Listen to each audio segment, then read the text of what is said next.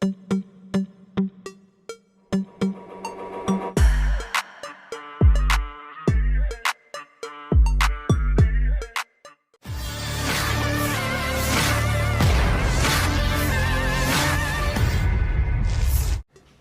ini viral di media sosial Telegram sebuah video yang memperlihatkan momen penangkapan sekelompok tentara Ukraina oleh tentara Rusia di arah Zaporozhye. Rekamannya diunggah di akun Telegram @MAD_Russia pada Rabu 17 Januari 2024. Pasukan Rusia dengan keberanian penuh serta mengandalkan senjata yang dipegangnya bergerak maju menuju titik target. Mereka tanpa buang-buang waktu menangkap tentara Ukraina di markasnya, hingga membuat para prajurit musuhnya itu ketakutan dan pasrah lalu menyerahkan diri. Pada video yang berbeda, prajurit Ukraina yang menyerah di wilayah Zaporozhye menceritakan tentang mobilisasi di jalan dan situasi di unit-unit Ukraina.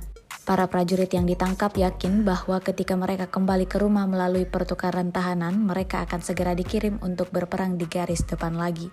Untuk itu mereka mengatakan bahwa lebih baik masuk penjara daripada kembali menjadi tentara dan mati. Забирають насильно, скажімо так.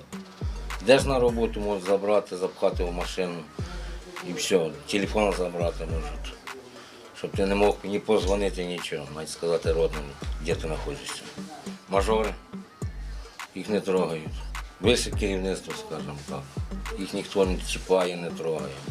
Чіпають роботяг, які на роботу йдуть, отаке в магазини там. Кругом по магазинам стоять, по яким там заведенням, де люди ходять. Проходили біля города Ровне, там полігон якийсь, там проходили учення, якщо то назвати ученнями. Просто жили там якісь заняття проводили більш-менш. Тобто одна пенсія. Що це за вояки, якщо броніка не годин нести. Тут ще автомат, каска, тяжість, і всі витримують. У нас було 3 чоловіка, з 3 лишилося 2, і то 1 ранений. Здалися, і все.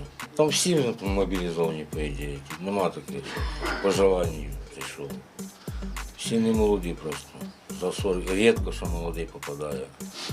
А так всі за 40 і далі. Вартосик. Короче, не діти. Во время контрнаступу много людей погибло? Да, покойників багато. М'ясо, на бой. Відправляють часто на бой.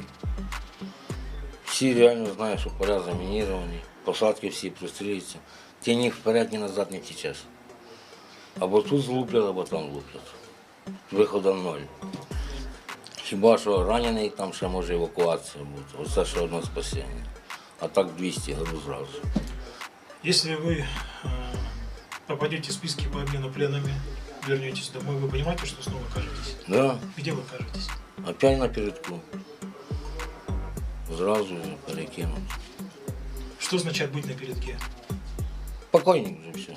Там же шанси вийти ноль. Если обменяют вас, пойдете снова? Ні. Какой вот у вас план? Думаете ж, наверное, про себя? Ну, Дома. вот окажетесь, наверное, снова, так сказать, дома. Дальше ваши действия какие? Ну, воевать не пойду, так что буду. Ну, посадят опять же, может. Посадят в тюрьму, в крайнем случае. Ну да, она получается уже уголовщина. То есть для вас лучше тюрьма, чем фронт? Ну да. А почему? Ну, шанс вижити є, по крайній мірі, якісь мінімальні, але є. Бо на фронті там шансів мінімал нема. Как к вам относятся? Кормлять, все як положено. Не здіваються. Постирався, захотів. Отношення нормальні. Download Tribun X sekarang, menghadirkan lokal menjadi Indonesia.